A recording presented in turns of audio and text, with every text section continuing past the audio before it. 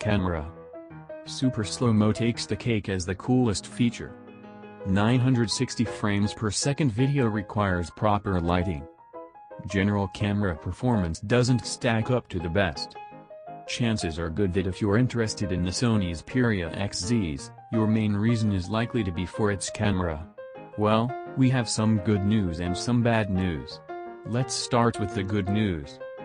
Both the rear and front-facing cameras are capable of relatively balanced photos in a mix of lighting conditions.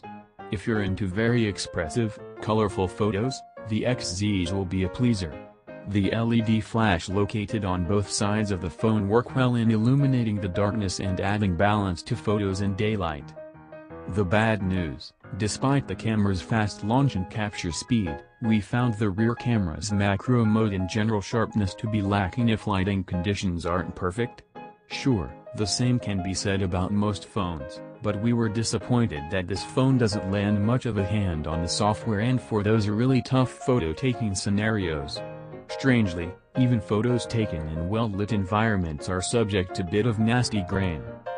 That said, we were able to take more than a few slick, if we say so, examples that show off what the XZS can do.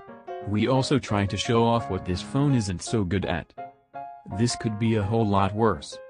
Fairly pleased with the low light performance, though it suffers from the same artifacts that we've seen during the day. Click to view in full resolution. Click to view in full resolution. The super slow-mo feature works by recording video at 960 frames per second. To do this, it essentially doubles the shutter speed to 1920. We noticed that lighting conditions have to be perfect for the shot to look good, as the capture is so fast that the amount of light needed per frame is much higher than if you were shooting an image with a longer exposure. Below, we've included samples shot in both ideal conditions and places where lighting made things difficult. Either way, the slow-mo feature rarely fails struts its stuff.